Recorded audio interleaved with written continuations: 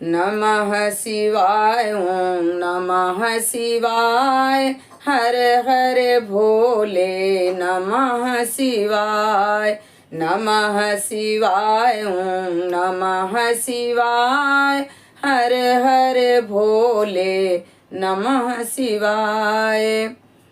भूत भावन भगवान भोलेनाथ माँ पार्वती के चरणों में प्रणाम करते हुए आइए हम श्री शिव पुराण महात्म की कथा का श्रवण करें। आज श्रावण मास का प्रथम दिवस है, तो आज से हम शिव पुराण का प्रारंभ कर रहे हैं, तो आप लोग जरूर सुनिएगा।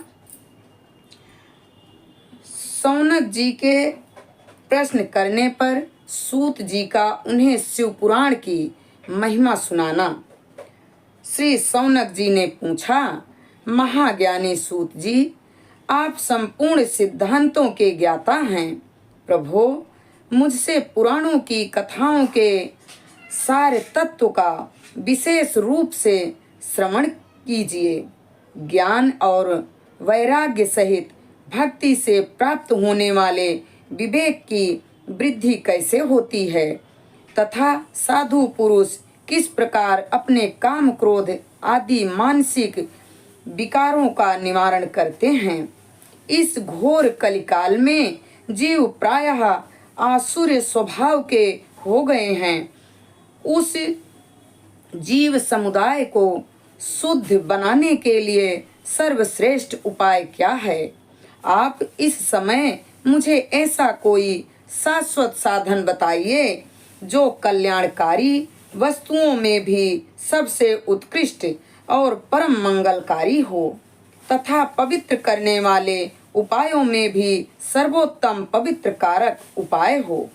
तात वह साधन ऐसा हो जिसके अनुष्ठान से शीघ्र ही अंतःकरण की विशेष शुद्धि हो जाए, तथा उससे निर्मल चित्त वाले पुरुष को सदा के लिए शिव की प्राप्ति हो जाए। सूत जी ने कहा, मुनि श्रेष्ठ सौनक, तुम धन्य हो, क्योंकि तुम्हारे हृदय में शिव पुराण कथा सुनने का विशेष प्रेम एवं लालसा है।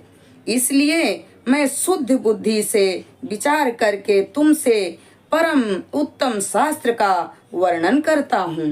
वत्स, वह संपूर्ण शास्त्रों के सिद्धांत से संपन्न भक्ति आदि को बढ़ाने वाला तथा भगवान शिव को संतुष्ट करने वाला है। कानों के लिए रसायन अमृत स्वरूप तथा दिव्य है, तुम उसे श्रवण करो। मुने, वह परम उत्तम शास्त्र है शिव पुराण, जिसका पूर्व काल में भगवान शिव ने ही प्रवचन किया है। यह काल रूपी सर्प से प्राप्त होने वाले महान त्रास का विनाश करने वाला उत्तम साधन है। गुरुदेव व्यास ने सनक कुमार मुनि का उपदेश पाकर बड़े आदर से संक्षेप में ही इसका पुराण का प्रतिपादन किया है। इस पुराण के प्राणायन का उद्देश्य है कलयुग में उत्पन्न होने वाले मनुष्यों के परम हित का साधन। यह शिव पुराण परम उत्तम शास्त्र है। इसे भूतल पर भगवान शिव का स्वरूप समझना चाहिए और सब प्रकार से इसका सेवन करना चाहिए। इसका पठन और श्रवण सर्व साधन रूप है। इससे शिव भक्ति पाकर स्वेत्वम स्थिति में पहुंचा हुआ मनुष्य शीघ्र ही शिव पद को प्राप्त कर लेता है। इसलिए संपूर्ण यत्न करके मनुष्यों ने इस पुराण को पढ़ने की इच्छा की है, अथवा इसके अध्ययन को आभीष्ट साधन माना है। इसी तरह इसका प्रेम पूर्वक श्रवण भी संपूर्ण मनोवांछित फलों को देने वाला है।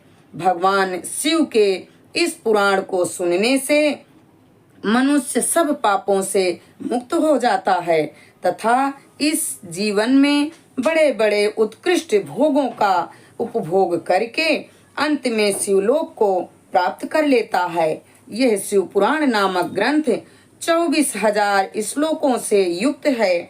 इसकी 7 संहिताएं हैं।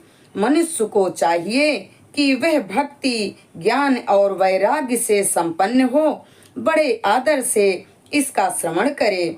7 संहिताओं से युक्त यह दिव्य शिव पुराण पर ब्रह्मा परमात्मा के समान विराजमान है और सबसे उत्कृष्ट गति प्रदान करने वाला है।